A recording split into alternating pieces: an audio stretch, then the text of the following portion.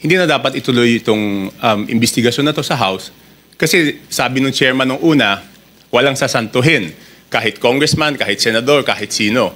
Eh kung hindi po pa pwedeng mag-testify under oath o hindi pa pwedeng resource person ang isang congressman, ibig sabihin, exempted yung congressman sa investigasyon. Yun po yung nangyari doon. Bakit po napaka-importante, bakit po napakahalaga na kailangang malaman po natin kung sino-sino yung mga taong responsable doon sa pagbibigay ng insertions po doon sa BICAM o kahit na sa iba pang mga sessions po? Kasi kami po, ako po, hindi ako member ng BICAM, no? So natuklasan na lang namin ito noong, ako nalaman ko lang yan, I think March 24. March 24 ko na lang nalaman na ganun kalaki. Kala natin nung una, PhilHealth lang binawasan, DepEd lang. Later on, natuklasan ko po na yung mga flagship projects ng administrasyon, ipangulong BBM, ibig sabihin po ng flagship projects, yan po yung mga foreign assisted projects, ay tinanggalan po nila ng pondo para maisingit yung mga pondo na gusto nila isingit doon sa BICAM. So kaya po, ako rin, napakahalaga po rin sa akin na maimbitahan si Congressman Saldico. At doon po sa House of Representatives, meron pong small committee doon pagkatapos ng second reading. So ang pag-insert is not only doon sa BICAM, meron pang insertion doon sa small committee. So since walang makakasagot niyan kung hindi si Congressman Saldico, yun po, request po natin na siya imbitahan. Alam po ba ninyo kung sino-sino yung miyembro ng small committee na binabanggit ninyo?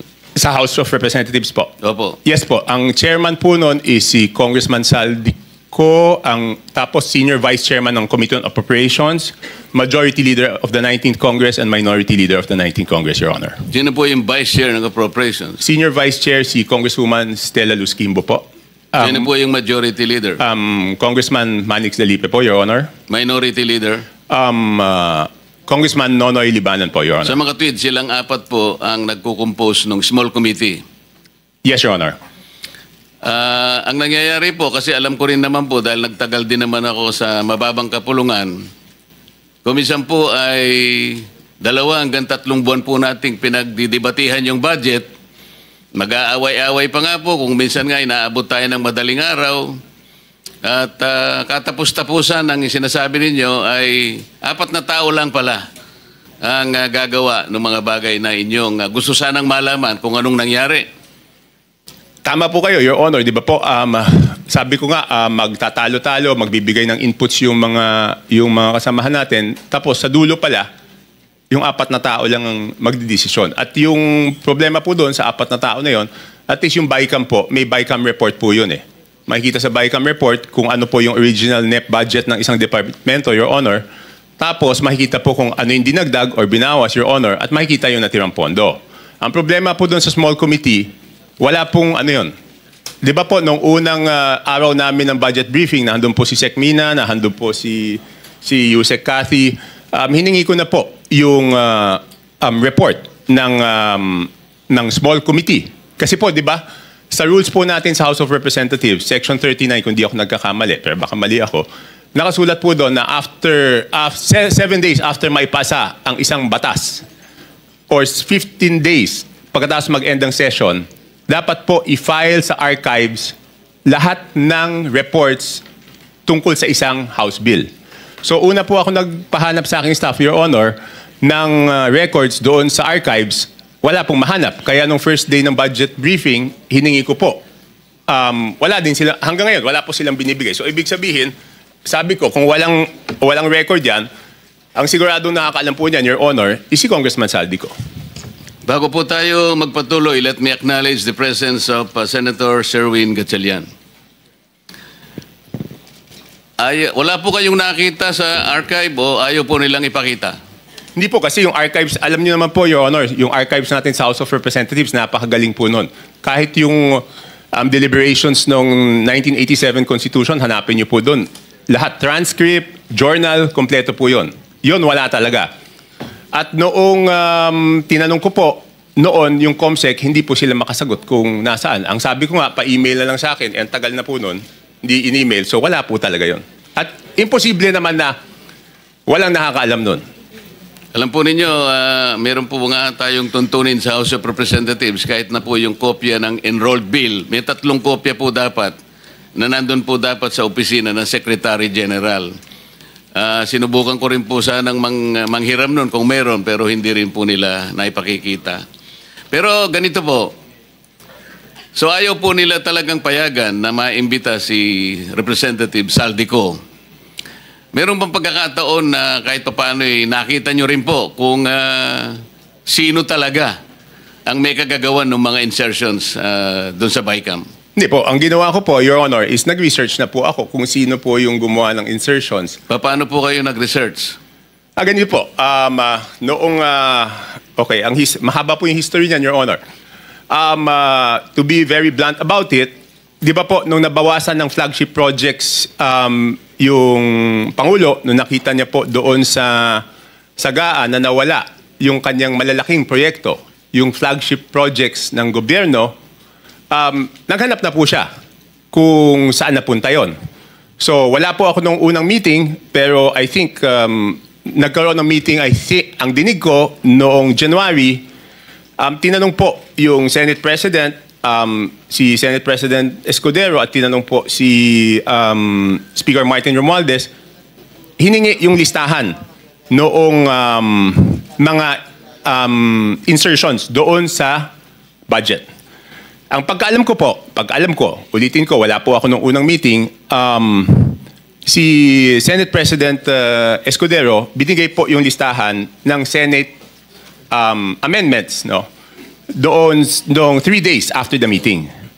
Nung tinawag po ako sa pagpupulong noong March 24, nalaman ko po na wala pang binibigay yung House of Representatives at that time, in March 24.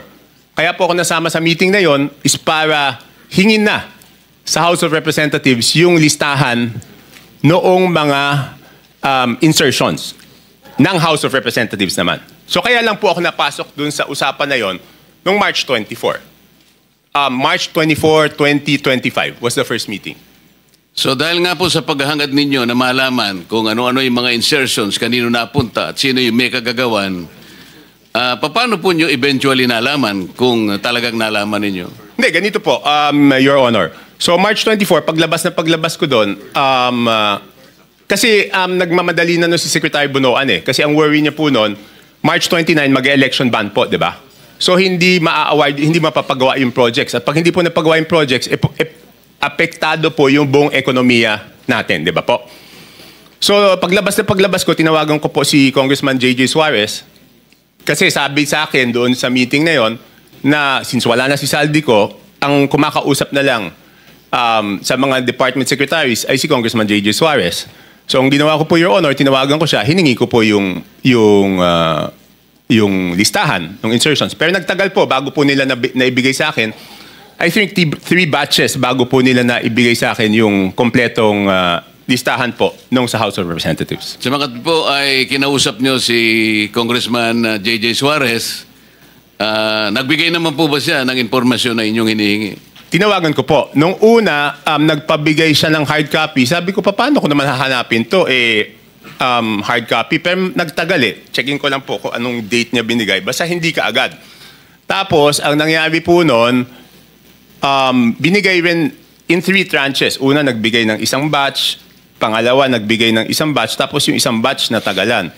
So sabi ko, hindi ko po ma-check kung at hindi ko masasubmit sa executive branch kung hindi kompleto. So later on, napilitan namin silang ibigay yung kompletong listahan, Your Honor. Ano po ang nakita ninyo nung ibigay nila ang kompletong listahan sa inyo? Hindi, ginawa ko lang, Your Honor, is pinagkumpara ko po yung di ba po, admittedly, lahat naman po kaming congressman, pag nakita yung NEP, ang natural na tendency naman hihingi ng extra para sa aming distrito. Okay? So susulat po kami. At least ako, sumusulat ako. So siyempre, nung binigay sa akin yung listahan, ang unang naisip ko noon, ang una ko pong naisip is, kung ikaw, congressman, hihingi ka para doon sa distrito mo. Hindi ka naman hihingi para sa ibang distrito. So minatch-match ko po yung data. Ang haba noon, hindi ko alam kung gaano karami. Ang una kong ginawa, Kasi wala naman nakasulat na congressman doon. Ang nakasulat yung district. So para malaman ko yung congressman, hidingi ko po kay Yusek Cathy. Pinadala ko sa kanya yung file and she can confirm this. She is here.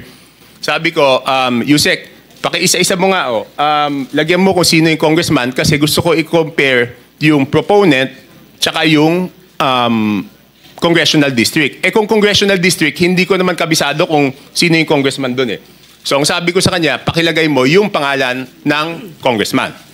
So binalik niya po sa akin. Pagkatapos noon, sabi ko po kay Congressman Suarez, ikaw naman, ilagay mo yung pangalan ng proponent.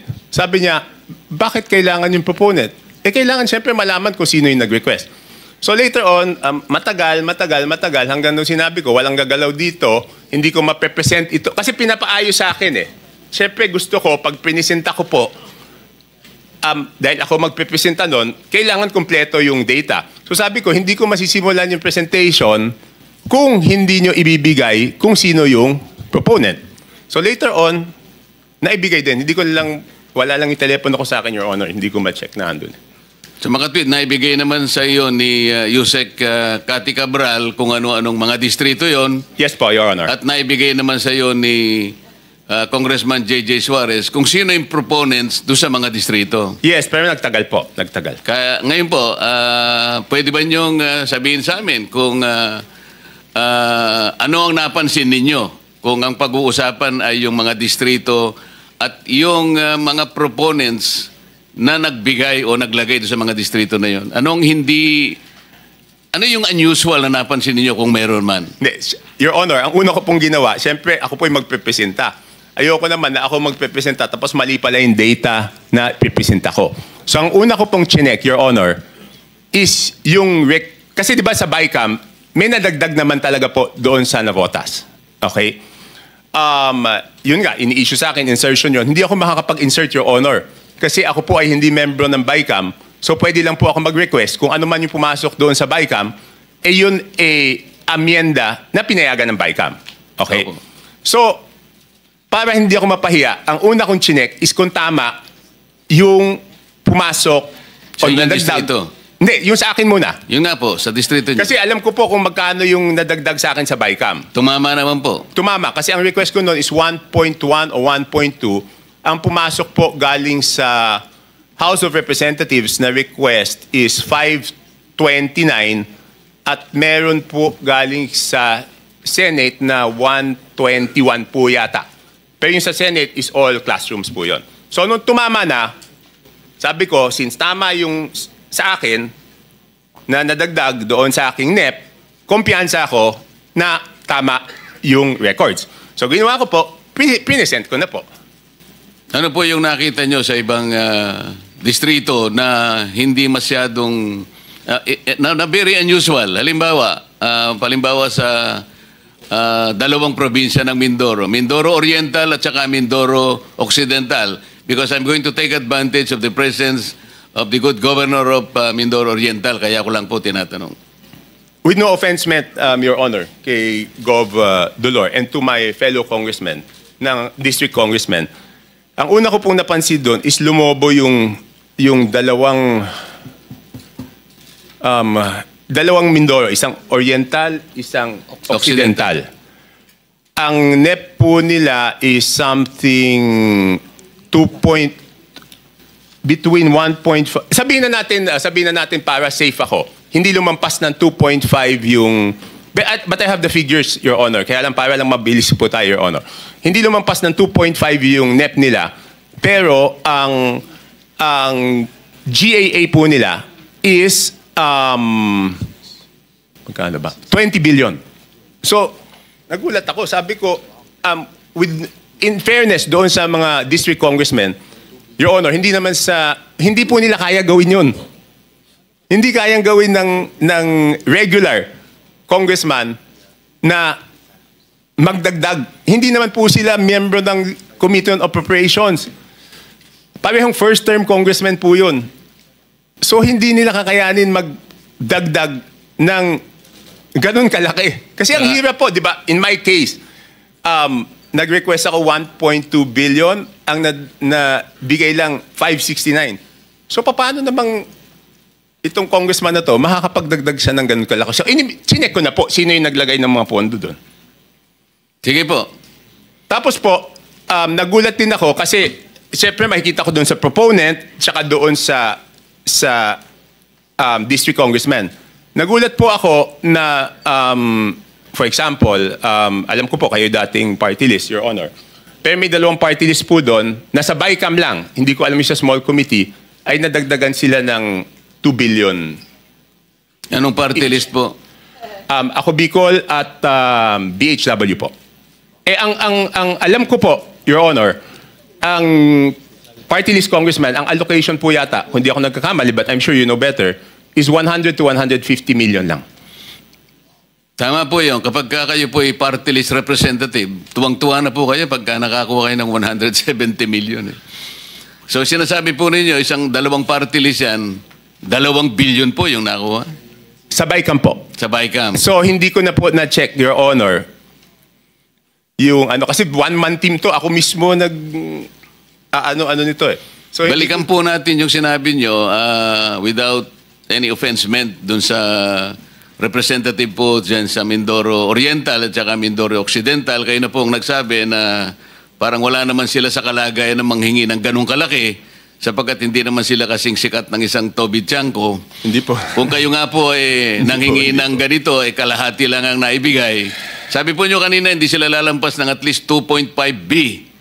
Pero ano pong nakita ninyo? Naging 20 sa Makatwid.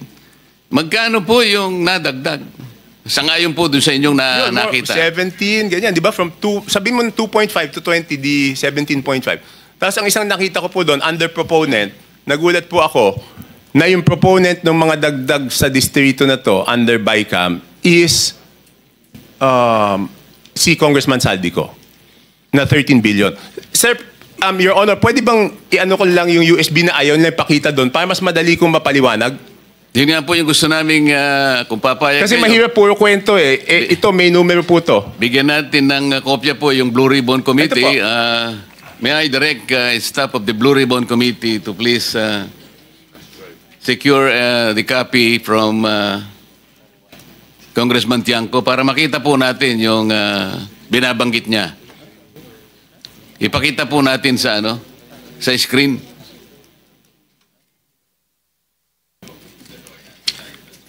Let me acknowledge also the presence of Senator Rapi Tulfo.